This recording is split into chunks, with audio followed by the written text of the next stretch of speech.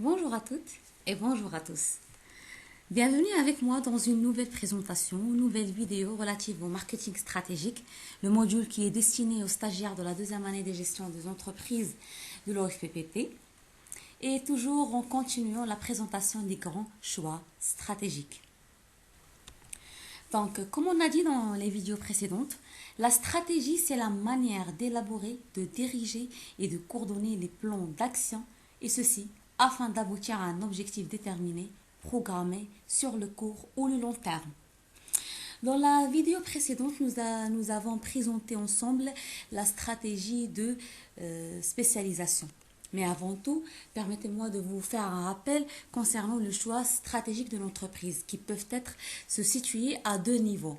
Le premier niveau, c'est les stratégies générales ou corporate strategy, et le deuxième niveau, c'est les stratégies de domaine ou business strategy.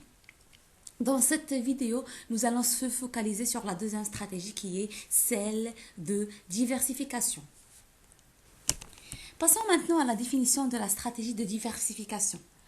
On peut dire que c'est une stratégie consistant à élargir l'activité de l'entreprise vers un nouveau marché ou de nouveaux produits, ce qui peut entraîner un changement de métier et de compétences.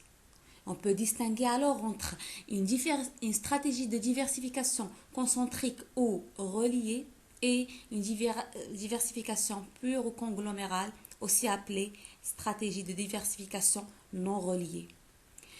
La diversification concentrique a pour objectif de bénéficier des effets de synergie dus à la complémentarité des activités. L'entreprise ici cherche à se diversifier dans des activités complémentaires.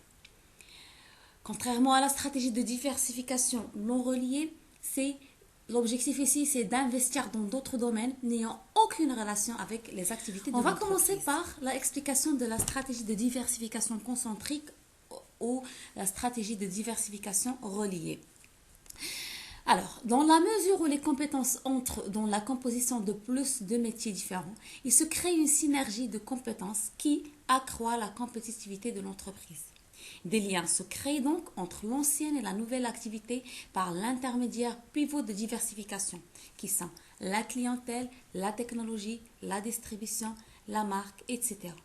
Donc, la diversification reliée, on peut dire qu'elle consiste à utiliser un ou plusieurs maillons de la chaîne de valeur existants comme pivot de diversification vers de nouvelles activités.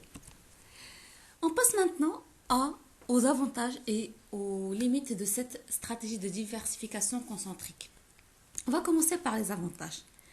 La stratégie de diversification concentrique a des compétences communes qui entrent dans la composition de plusieurs métiers différents et qui permettent de compenser l'handicap concurrentiel sur un domaine d'activité stratégique, à savoir la diminution du risque. Pourquoi? Parce que tout simplement, il est réparti.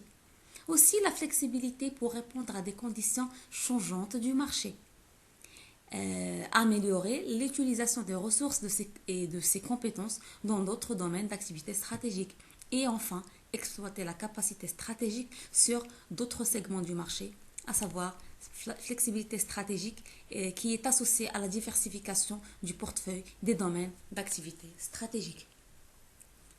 Passons tous ensemble aux limites de cette stratégie.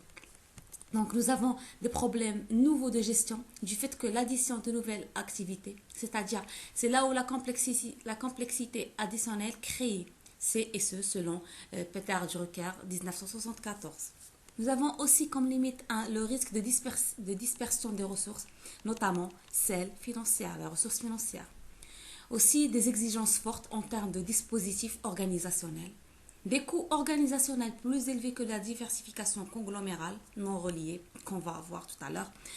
Et enfin, la réticence des managers des DAS de partager leurs compétences. En ce qui concerne la diversification conglomérale ou aussi appelée non reliée, elle consiste à se diversifier dans les DAS qui n'ont pas de lien technologique ou commerciaux avec les anciennes activités. Donc l'entreprise entre dans de nouveaux métiers qui nécessitent des compétences totalement différentes et qui n'ont pas de lien avec les anciennes compétences. À savoir les chaînes de valeur ne partagent pas, ne partagent aucun maillon. C'est tout à fait le contraire de la diversification reliée. En ce qui concerne les avantages de cette diversification conglomérale, la croissance d'un domaine d'activité stratégique compense le déclin d'un autre. C'est ainsi où une entreprise dont le DAS comporte peu de perspectives de développement choisira de s'engager dans un secteur prometteur pour réduire les risques liés à la dépendance par rapport à un secteur d'activité unique. Comme avantage aussi, le conglomérat consiste à réaliser donc le conglomérat, c'est la réunion des activités. Donc il consiste à réaliser des plus-values boursières sur des entreprises sous-valorisées et confrontées à d'importants défis stratégiques. L'objectif ici est de réussir en exploitant une logique non industrielle dominante commandée par une seule logique financière. Et enfin, bénéficier des complémentarités et des effets de synergie. Concernant les limites de cette stratégie de diversification conglomérale, nous avons un problème de contrôle des multiples divisions opérationnelles. Nous n'avons pas d'effet de synergie car les activités sont différentes. Nous avons une absence de cohérence stratégique, de complémentarité entre les activités qui empêche le développement de toute synergie. Donc c'est un facteur d'amélioration et tout facteur d'amélioration de rentabilité. Et enfin, cette réunion, contrairement à la diversification liée au concentrique, n'offre que des possibilités d'économie de marché financier interne. Passons maintenant à un autre point qui est les formes de la stratégie de diversification. Nous avons dit précédemment qu'on distingue entre diversification concentrique reliée ou diversification conglomérale non reliée. Donc, les formes qu'on peut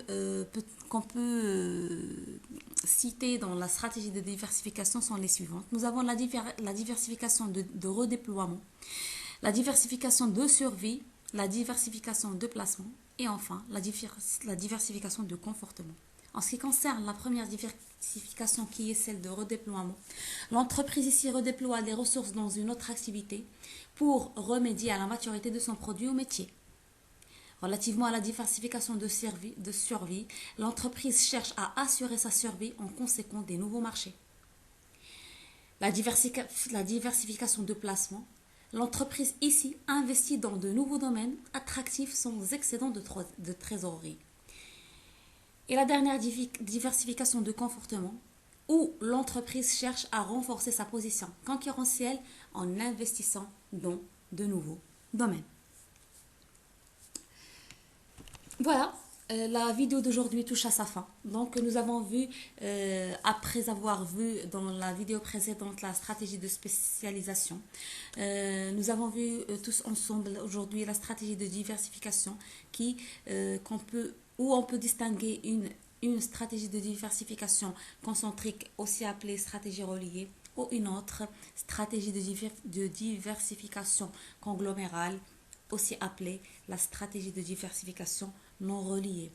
La vidéo d'aujourd'hui touche à sa fin. Je vous remercie pour votre attention, pour votre encouragement et pour votre soutien. Je vous donne rendez-vous dans une nouvelle vidéo où je vais vous présenter la troisième stratégie qui est celle de la stratégie d'apparition. Et je vous dis au revoir et à la prochaine. Merci.